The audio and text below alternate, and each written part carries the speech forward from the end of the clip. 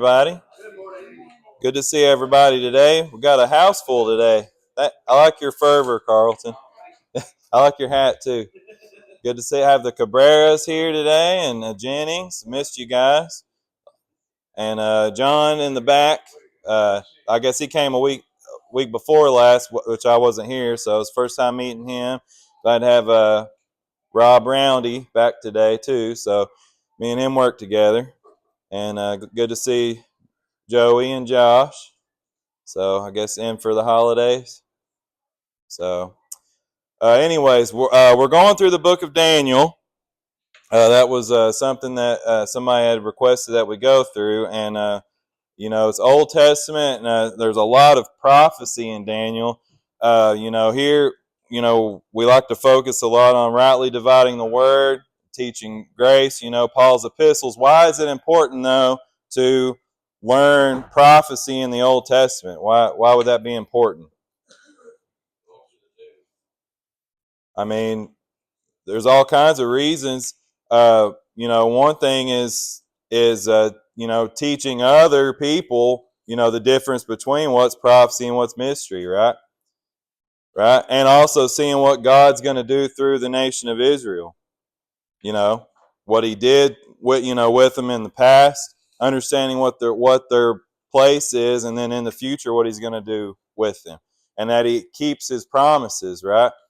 So He's not slack concerning His promises. That's what that verse is talking about, is what He has promised to Israel. So last week, Matt kind of spoke about prophecy and, throughout the Bible and the courses of judgment. I got to watch the video. It was really good. It's hard to teach that much and fit that much stuff in one lesson, because that's a lot. And then he kind of hit on the first part of Daniel. So everybody understands why the nation of Israel is in captivity. They're in that fifth course of judgment, right? The fifth course of judgment. And so they're within the nation of Babylon. And so that's where we're at here in Daniel. And this is focusing on what is called as the times of the Gentiles, okay? So I'm not going to read the whole chapter 2. I would like to encourage everybody, because I'll probably only get through the actual image today, and then next week we're going to talk about the stone that was made without hands or cut without hands. Who is that speaking of? It's Lord Jesus Christ is who that's speaking of, all right? And if you read chapter 2, Daniel chapter 2 is a great proof text that teaches a premillennialism. As far as when I say that, Christ's kingdom is not going to come until after this last kingdom, but then that's what's going to institute the millennial reign. Does that make sense? Because there are those that would teach that amillennialism, where there is no millennial kingdom, and also those that teach that right now this is the spiritual kingdom, right? Well, Daniel chapter 2 is a great proof text that proves that wrong. Okay? So, like I said, we're not going to read the whole chapter. I would encourage everybody to read the whole chapter. It's a lot of verses. There's 49 verses, and I know you guys probably don't want to hear me read that much. Plus, I have a lot of verses I've got to read anyway, so if you add them all together, there's probably like 100 and something verses, and I'm sorry you got to listen to my voice that long, but there's a whole lot. So we are going to start Daniel chapter 2, and just an overview. Nebuchadnezzar, who's the king, right, of Babylon, he has a dream, right? And when he has a dream, this is what he sees, okay?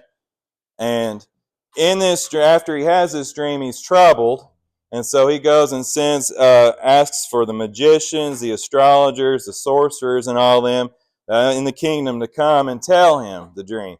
But he says, I don't want you to just tell me what the dream means, because I know how you jokers are. I want you to tell me what I actually dreamed, and then tell me what the dream means. Do you think anybody could do that?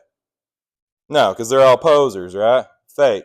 I mean, you can tell somebody what a dream is, and they can give you a meaning, right, like that. So none of these individuals could tell him what he dreamed, except who? Daniel. Okay, so we're gonna go to Daniel 2 and starting with verse 27.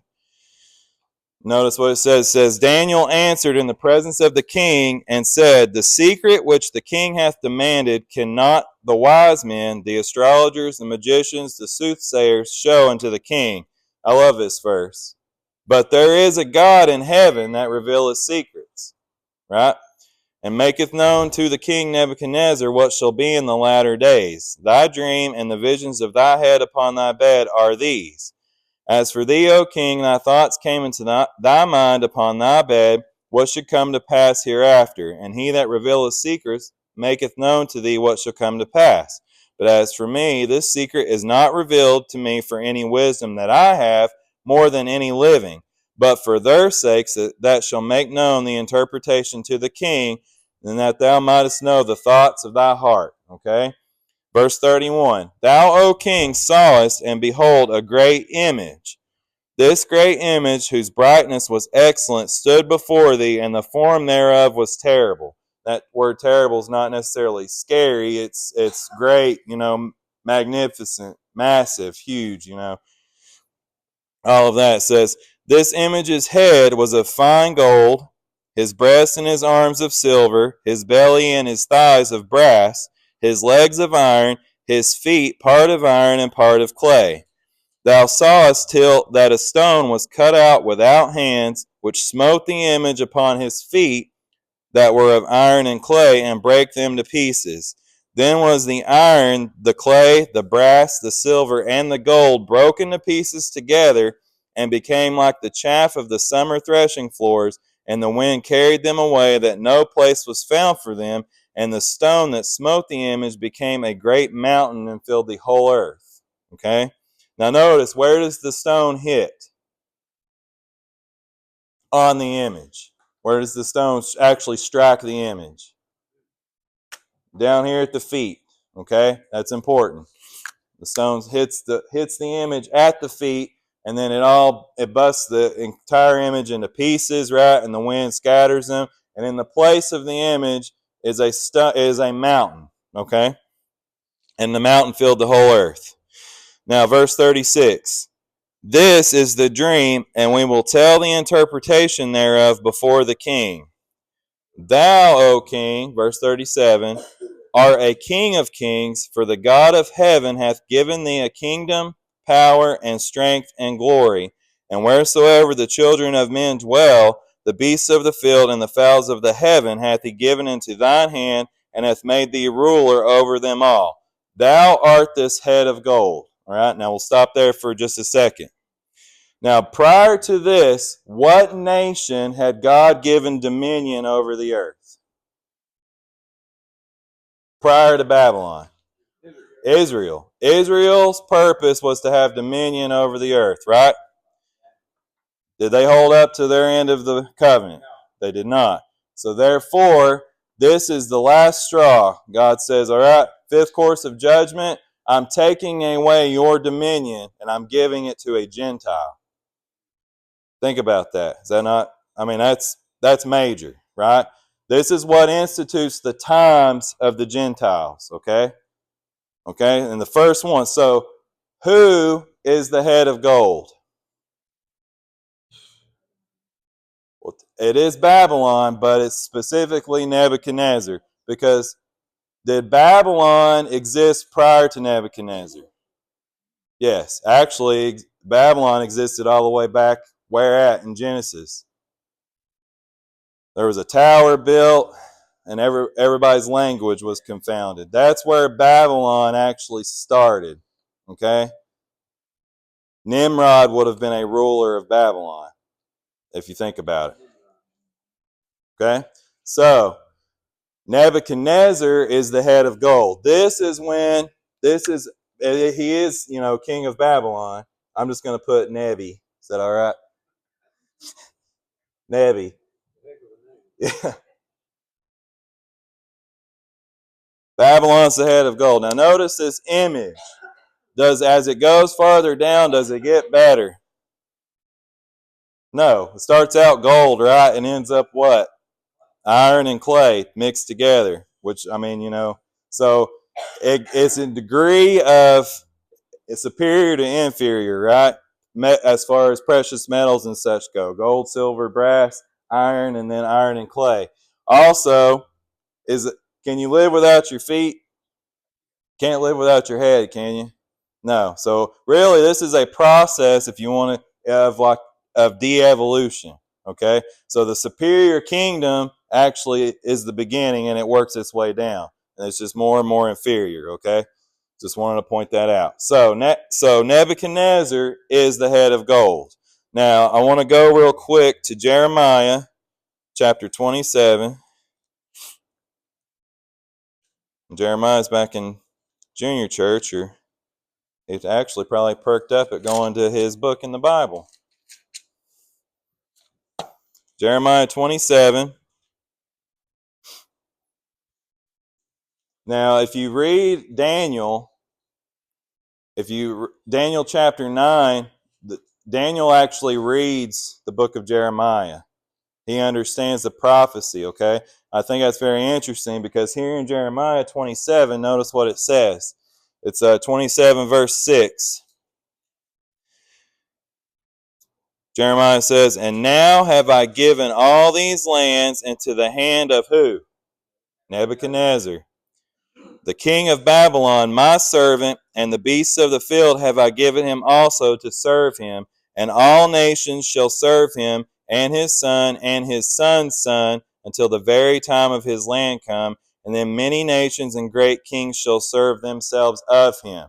But you see, that was prophetic. I've given the land to Nebuchadnezzar. He's my king now. He has dominion over the earth. Now notice what it says.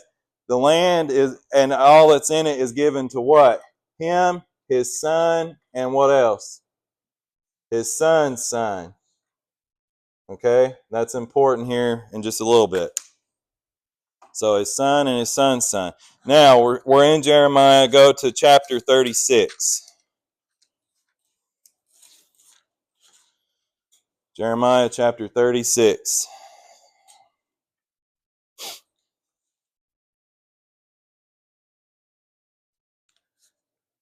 All right, we're going to start with verse 1, and we're just going to kind of skip through the chapter. Like I said, I don't want to read a lot of verses. I'm trying to get through it. But remember in Daniel, I'll try to find the verse. Daniel 1 starts out, talks about the third year of the reign of Jehoiakim, king of Judah. Okay, that's how Daniel 1 starts out. So notice in Jeremiah 36, notice what it says. It says, "And it came to pass in the 4th year of Jehoiakim, the son of Josiah, king of Judah, that this word came unto Jeremiah from the Lord, saying, Take thee a roll of a book, and write therein all the words that I have spoken unto thee against Israel, and against Judah, and against all the nations, from the day I spake unto thee, from the days of Josiah, even unto this day." So God tells Jeremiah to do what? Write all the words that he was given in a roll, right, of a book. Okay? Now, skip down. We'll go to verse 9. Now, I'm sure you guys probably know this story, but this really has a lot to do with this passage in Daniel. Verse 9 in Jeremiah 36, it says, "And it came to pass in the 5th year of Jehoiakim, the son of Josiah, king of Judah, in the 9th month, that they proclaimed a fast before the Lord to all the people in Jerusalem, and to all the people that came from the cities of Judah unto Jerusalem." And then we're going to see that Baruch, he reads the book, okay? Now, if you skip on down, go to verse 21. Jeremiah 36:21. It says, "So the king," and who was the king? Jehoiakim, right? The king sent, I guess that's Jehudi. Is that how you say that? Maybe. We'll go with that. The king sent Jehudi to fetch the roll, and he took it out of Elishama the scribe's chamber. And Jehudi read it in the ears of the king, and in the ears of all the princes which stood before the king.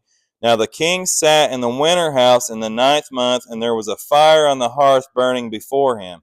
And it came to pass that when Jehudi had read 3 or 4 leaves, he cut it with the penknife, and cast it into the fire that was on the hearth, until all the roll was consumed, in the fire that was on the hearth. Yet they were not afraid, nor rent their garments, neither the king nor any of his servants that heard all these words. So Jehoiakim hears the word of God from Jeremiah, right? And what's Jehoiakim's response? Well, cut it up and burn it. That's what he does. Now it's interesting because in Jeremiah 27, what did he say? Giving the land to Nebuchadnezzar, right? That would have been part of that book of Jeremiah. He would have heard that if he'd kept listening, but read a couple of 3 or 4 leaves, and he cuts it up, throws it in the fire, right? Now verse 27.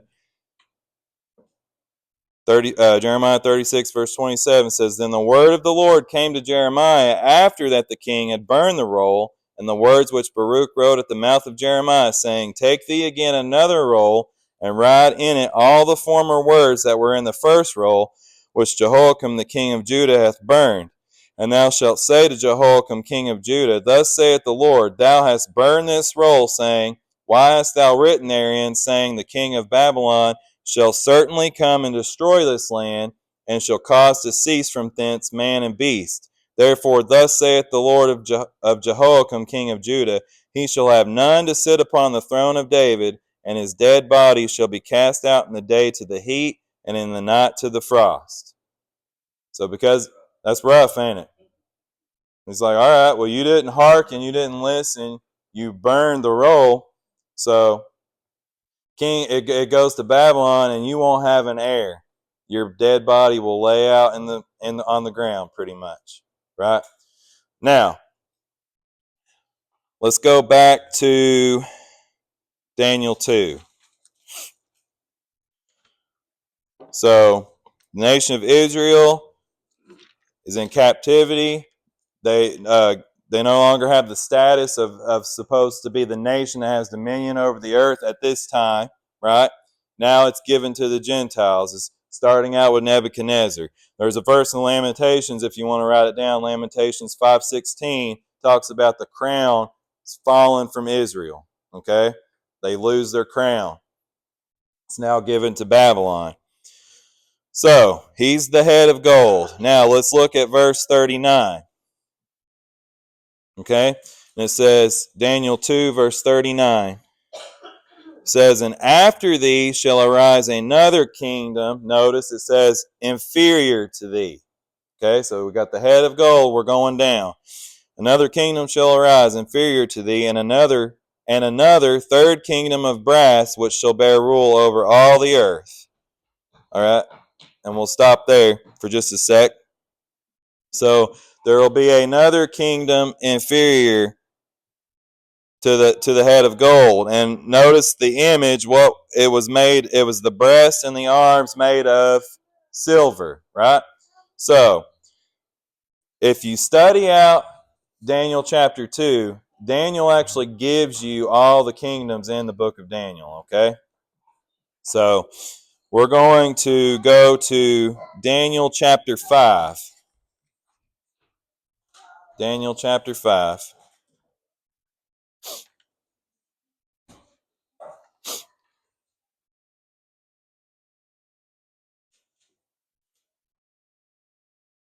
Now, has everybody heard the phrase, the writing on the wall, handwriting on the wall? It comes from Daniel chapter 5. Right. The king Belshazzar is actually Nebuchadnezzar's grandson. Okay, remember that? What he said in it says that your son, Nebuchadnezzar, his son, and his son's son. Okay, Belshazzar is actually Nebuchadnezzar's grandson. Okay, and he's having a great feast here in chapter 5. He takes the vessels out of the temple and all of that and is using them in this feast. And all of a sudden, he's sitting there worshiping their false gods. And what does he see? There's a hand that comes up, right? And starts writing on the wall. That's where that phrase, writing on the wall, comes from, okay? It says in verse 5 that he fingers of a man's hand and wrote over against the candlestick upon the plaster of the wall of the king's palace. So, we're going to skip down in chapter 5. We're going to start in verse 25. So Daniel comes here, and he's going to tell Belshazzar what the writing means, okay? And it says, verse 25, and this is the writing that was written, Mene, Mene, Tekel, Upharsin. Forgive me, I'm not good at some of these words, but it says, this is the interpretation of the thing. Mene, God hath numbered thy kingdom and finished it.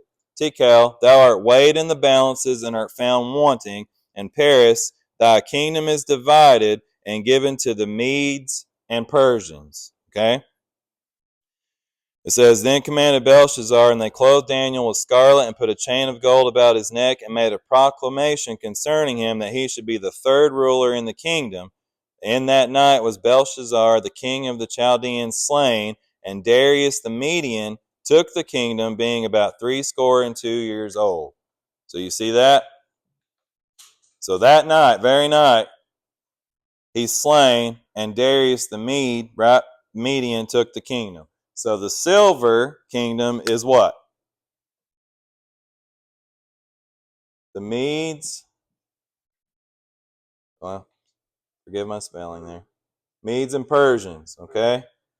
Medes and the Persians. Notice it's the breast and the two arms, right?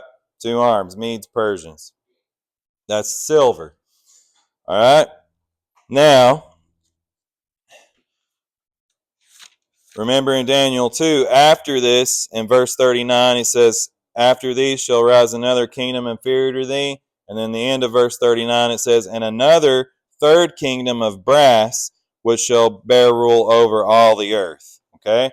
So now we'll talk about the brass kingdom. Go to Daniel chapter 8.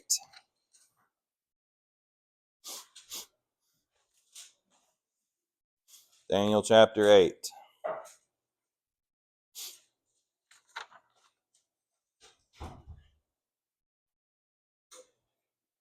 Look at verse 3. Daniel 8, verse 3. It says, then I lifted up mine eyes and saw, and behold, there stood before the river a ram which had two horns. And the two horns were high, but one was higher than the other, and the higher came up last. I saw the ram pushing westward and northward and southward, so that no beasts might stand before him, neither was there any that could deliver out of his hand, but he did according to his will and became great. And as I was considering, behold, an he-goat came from the west on the face of the whole earth, and touched not the ground. And the goat had a notable horn between his eyes. And he came to the ram that had two horns, which I had seen standing before the river, and ran unto him in the fury of his power. And I saw him come close unto the ram, and he was moved with choler against him. Choler means anger, okay, fierce wrath. And smote the ram, and brake his two horns, and there was no power in the ram to stand before him, but he cast him down to the ground, and stamped upon him, and there was none that could deliver the ram out of his hand. Okay? So, who is the ram in Daniel 8? Who's the ram in Daniel 8? Look at verse 20. Skip on down, verse 20. It says, the ram which thou sawest having two horns are the kings of Media and Persia. Okay? So the ram is there, the two horns, that's the kings of Media and Persia. Now we have the goat that comes, right? And the goat smites the ram, right? So we'll see who's the goat. Look at verse 21. Romans, Lord. Daniel 8:21 says, and the rough goat is what? The king of Greece, right? And the great horn that is between his eyes is the first king. So who would that great horn be? Any historians in here? Or history buffs? Huh? Alexander the Great. That is the the horn there that's talking about. The great horn that's between his eyes is the first king. So the kingdom of brass, which compasses the belly and the thighs, and that's important. Keep this in mind, okay? The belly and thighs is Greece, and the king, first king, the great horn, Alexander the Great. All right. Now, this is where we're going to kind of get off track a little bit with, if anybody's ever studied Daniel 2 before. The next kingdom that comes up is predominantly taught as what? I'm going to say it's not Rome. Okay? This is what I think, based upon studying, that it's not Rome. All right? So, I'll just go ahead and tip my hand. Now, once again, keep in mind, Daniel is going to teach all the kingdoms in the image. Daniel's going to speak about in Daniel. Okay? Okay? So, sorry. I lost my train of thought. Also, I want to point something out that I think is interesting, and maybe y'all might think I'm off track, but when Paul talks about Gentiles in his epistles, what's another word he uses for Gentiles? Greeks. He uses the word Greeks, okay? I submit to you, Greece and everything after Greece is Greece, Grecia. Everything derives from them. Okay? That's my thinking and studying and all of that. So I'm going to say, based upon Daniel, I'll go ahead, is that there is actually going to be a gap of time in between the thighs and the legs. And we're actually in this gap. Not saying Daniel understood the mystery, he did not. But I think that there is a time period where dispensation of grace is within this time period where this fourth and fifth kingdom is not manifest yet. Now I'm going to say why I think that. Okay? So, I'm going to say this is still present. This kingdom of brass. Prophecy's on hold, so I'm not saying anything prophetic's being fulfilled. Okay? But I'm saying that after this, no other kingdoms have come yet from the image. Does that make sense? Okay. Now, let's go to Daniel chapter 9.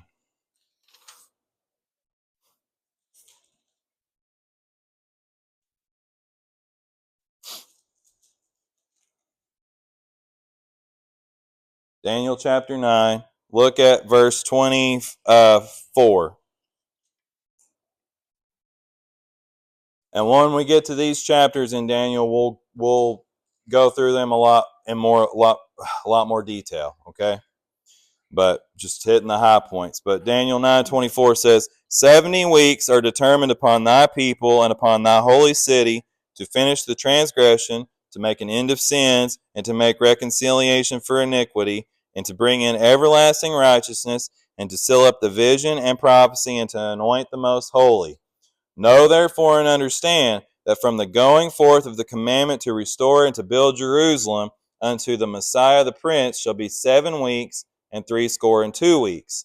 The street shall be built again, and the wall even in troublous times. And after 62 weeks shall Messiah be cut off, but not for himself. And the people of the prince that shall come shall destroy the city and the sanctuary, and the end thereof shall be with the flood, and unto the end of the war desolations are determined. Now, do you see that part in 26 about the people of the prince that shall come, shall destroy the city and all of that? Well, that's commonly taught that was 70 AD when Rome went in and destroyed Jerusalem and wiped it out, okay? I'm going to submit to you that that's not what Daniel 9 is talking about, okay? Now, the reason why that's taught is if you go over to the book of Luke, book of Luke and look at chapter 21.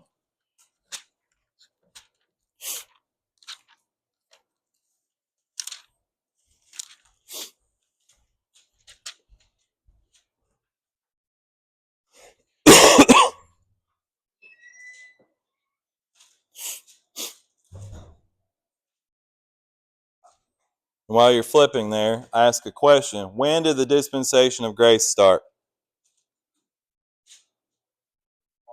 With the saving of the Apostle Paul, right? He's the pattern, right? So if that started with the saving of him, then these other, I mean, I know he was a Roman citizen, right? But 70 AD, just think about that. And then they say that the Roman Empire is iron, which is what? The two legs? And they say that's because the Roman Empire split into Eastern and Western. When did that happen? It was like 1,000 years after. So I think that, prophecy was on hold before that. You see what I'm saying? Dispensation of grace that had already come in to fruition and was being carried out. So that's another reason why I think that all this Iron Kingdom and stuff comes after. Okay? All right, Luke 21, verse 20 says, And when ye shall see Jerusalem compassed with armies, then know that the desolation thereof is nigh. Then let them which are in Judea flee to the mountains, and let them which are in the midst of it depart out, and let not them that are in the countries enter thereinto. For these be the days of vengeance, that all things which are written may be fulfilled. But woe unto them that are with child, and to them that give suck in those days, for there shall be great distress in the land, and wrath upon this people, and they shall fall by the edge of the sword, and shall be led away captive unto all nations, and Jerusalem shall be trodden down of the Gentiles, until the times of the Gentiles be fulfilled. What is Christ talking about here in these verses? He's talking about the tribulation. But this is actually a proof text that's used to try to prove that was Rome in 70 AD surrounding Jerusalem with armies. Okay? So now go back to Daniel chapter 8.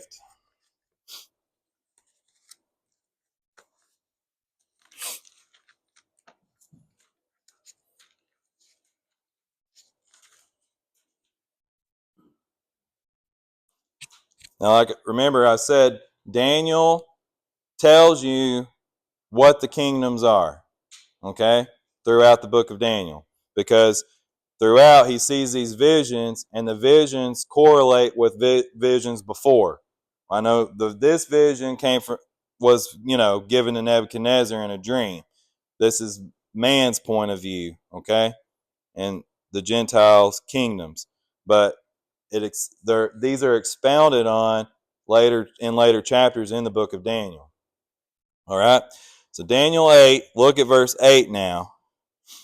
This is talking about the goat, okay? It says, Therefore the he-goat waxed very great, and when he was strong, the great horn was broken.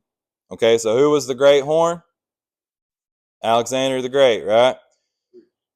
Greece was the he-goat. It says, And for it came up 4 notable ones toward the 4 winds of heaven. So when it talks about the 4 winds of heaven, what's it talking about? It's like north, south, east, west, right? 4 corners of the earth, however you want to call it, but 4 winds of heaven. So this horn, notice it's broken, and and from the horn comes 4 notable ones, okay? And they're the 4 toward the 4 winds of heaven. And it's verse 9. And out of one of them came forth a little horn, which waxed exceeding great toward the south, and toward the east, and toward the pleasant land. Okay? Now, keep that in mind. Now, go down to verse 19.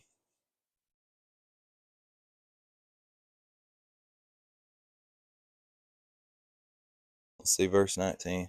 I should have read verse 19 earlier, but notice what he says in verse 19. It's before the ram and the rough goat. Notice he says, "Behold, I will make thee known what shall be in the last end of the indignation, for at the time appointed the end shall be."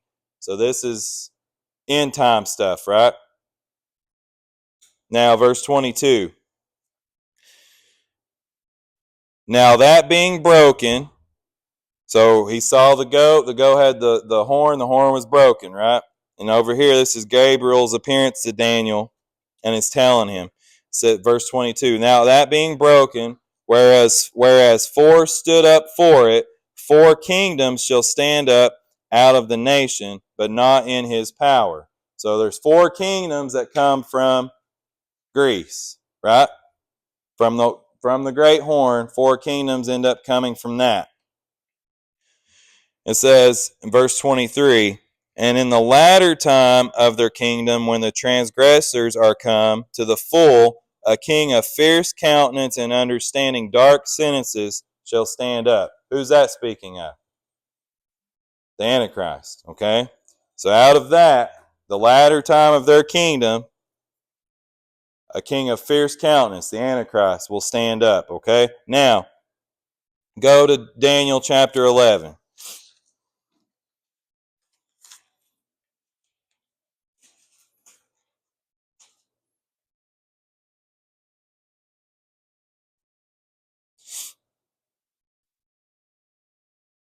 All right, Daniel chapter 11, look at verse 1.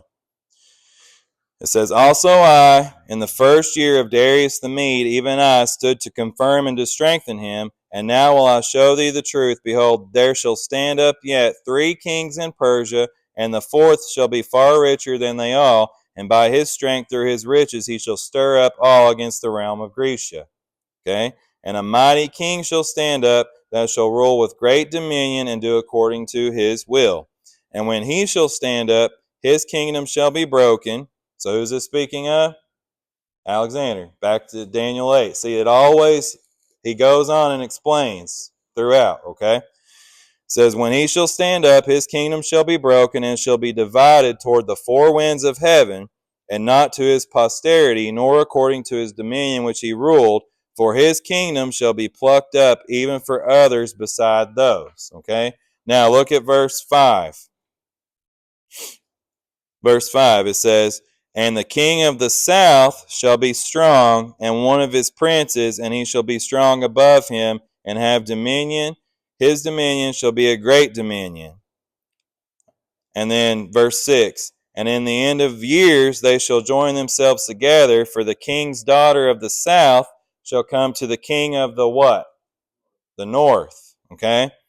To make an agreement, but she shall not retain the power of the arm, neither shall he stand nor his arm, but she shall be given up, and they that brought her, and he that begat her, and he that strengthened her in these times. All right, so we have a king of the south and a king of the north. All right, and when we get into Daniel 11, it seems to be that the king of the south is Egypt, in the realm of Egypt. Okay, talks about carrying them away into captives into Egypt, and part of that kingdom. There will be other parts of the kingdom, but that seems to be the main part. And then the king of the north is actually going to be in Assyria. Okay? And coming from that king of the north is going to be who? That kingdom of the north, I should say, will be the Antichrist. He will come from that kingdom of the north. All right? And the Bible actually calls the Antichrist the what? The Assyrian. Okay? And we'll go to some of those verses. So, I submit to you that the Iron Kingdom coming after Greece, so remember the horn, right? There's a horn breaks, there's 4 kings that comes from that, and then coming from that, you've got the king of what? The south and the king of the north. Now remember, the image, the brass kingdom was the belly and the what? The thighs. what comes out of your thighs? Your thighs run into your legs, right? So it's not Rome, it's these two kings that come out of the thighs, okay? That's the legs. So there, like I said, there's a gap here. This is where, Daniel didn't know the mystery, right? He just knew prophecy and what was given to him prophetically. So we, as in the dispensation of grace, prophecy is not being fulfilled right now. We're not in the prophetic program, we're in the mystery program. So we're right in here in this gap somewhere. But it has nothing to do with us, does it? No. But after that, prophecy begins to be resumed, right? After the body of Christ is out of here, there's going to be two kings that come out. There's a king of the south and a king of the north. Okay? This is the iron kingdom. Now, coming out of that is what kingdom? Iron and clay. Okay? So, back to Daniel 2. How much time do I got? Gotta hurry.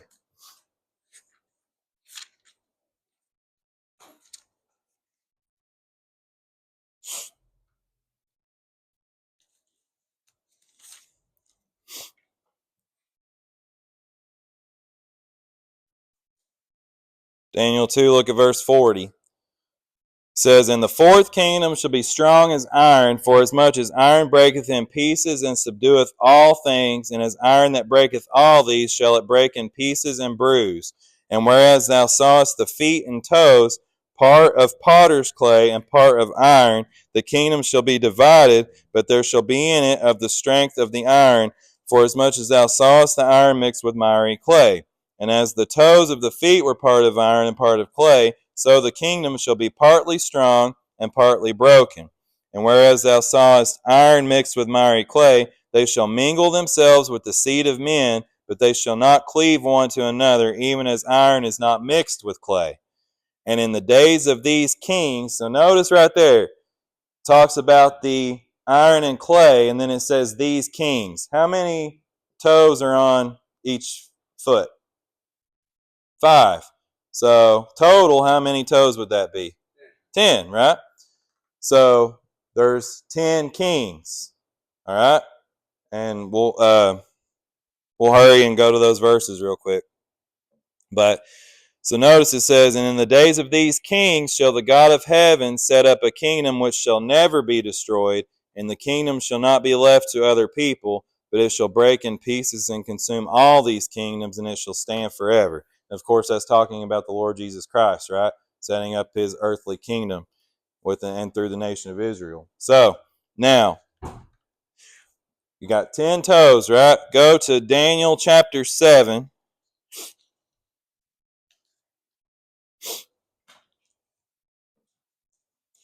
In Daniel 2, it's the feet and the 10 toes, okay? In Daniel 7, Daniel sees 4 beasts that come up. And one of the beasts is he just calls it it's dreadful and terrible, and it has 10 horns. That's in verse 7.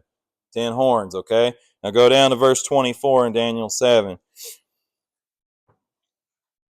And it says, so this is the 4th beast, and it says, and the 10 horns out of this kingdom are 10 kings that shall arise, and another shall rise after them, and he shall be diverse from the first, and he shall subdue 3 kings. So in the beast vision that Daniel has, he's the 4th beast that's dreadful and terrible. It has 10 horns, and those 10 horns are 10 kings, right? Then it says one's going to come up after them. Who is that talking about? That's going to subdue 3 of them. It's the Antichrist, okay? So 10 toes, 10 horns. Now look at Revelation chapter 17.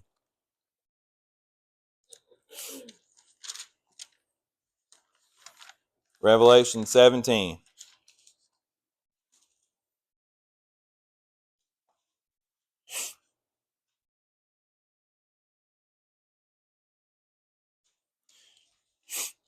Look at verse 3 just to get the context. Of course, this is John, right? Getting all these visions, the revelation. And so in chapter 17, verse 3, John says, "So he carried me away in the spirit into the wilderness, and I saw a woman sit upon a scarlet-colored beast full of names of blasphemy, having 7 heads and how many horns? 10 horns." Okay? You see the correlation? Now go to verse 12. Okay, and here in Revelation, he says in verse 12, "And the 10 horns which thou sawest are 10 kings, which have received no kingdom as yet, but receive power as kings 1 hour with the beast." Okay? And which the beast is going to come up after them. He's going to subdue 3 of them and all of that. Which, like I said, we're going to get into that way later. I'm just trying to get the image down.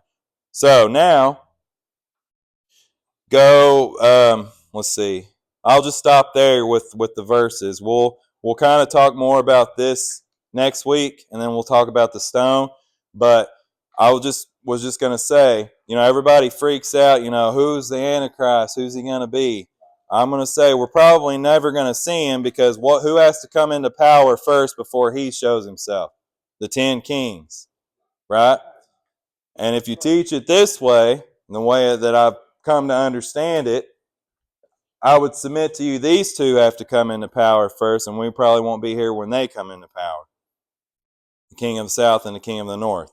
And if you read Daniel 8, it talks about these 2 are at conflict with each other multiple times. And the first time the king of the south wins, second time the king of the north wins. Seems to be multiple battles throughout Daniel 8. But then as you go farther along, you're going to see the Antichrist actually comes out of this. Okay?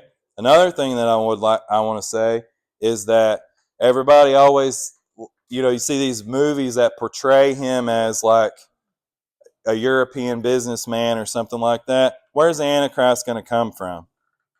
Middle East. Yeah, Middle East. He's called the Assyrian. He's going to come from Assyria, okay, when that kingdom is set up. So, I'm going to stop there for the day. I know it was a lot of reading and a lot of... Huh? Who is iron? The Iron Kingdom is the king of the south and the king of the north. Okay? They're split. They're actually... Go ahead, Carlton.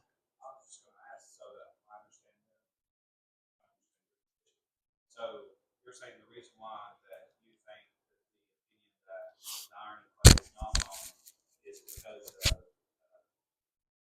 if Rome come and destroyed Israel, that still wouldn't fulfill the 10 kings. Right. Yeah. Right. If in fact Rome was to me, yes, to me the timeline would be way off, and it would be outside really of what Daniel's talking about. Does that make sense? Because I believe if you hold the Rome position, that it's hard to explain Daniel 8, especially Daniel 8. So if you did hold the Rome position, you would have to also hold the position that the Christ has already come. Or that it... Which I think I've heard people say before.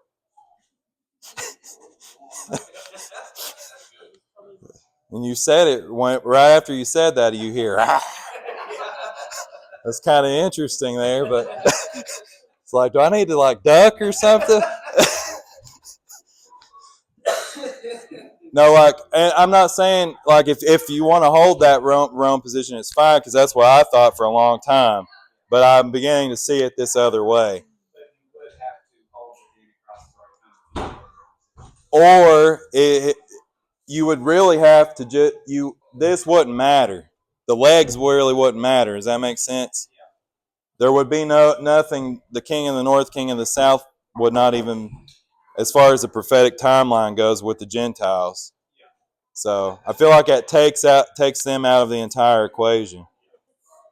So the way I believe is really Rome and Greece is not really any different. Does that make sense? So I mean, obviously, I know there were two empires, but everything I just feel like just from studying that it stops really with Greece. Yes, yes. Language, education, democracy, all of that derived from Greek Hellenistic culture. Does that make sense? So, any other questions? Did I confuse anybody too terribly bad? What nations would Assyria encompass today? If you look at Psalm chapter 83, there's a group of 10 nations in there, which I think that's really the 10 kings. But I think that some of those nations, and then I don't have them all written down. There's several. Let's see. I was trying to think. The South, I know Egypt, Ethiopia, and there was another one, and I would have to. I don't have them written down. I can answer you next week. To be continued. Anybody else?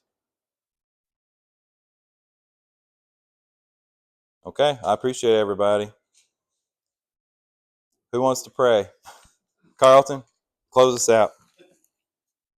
Heavenly Father, Lord, we thank you for the opportunity to open up your word and fellowship together around your word and try to understand prophecy a little better. Father, we thank you for your Son and your grace and all you've given us. In Jesus' name. Amen.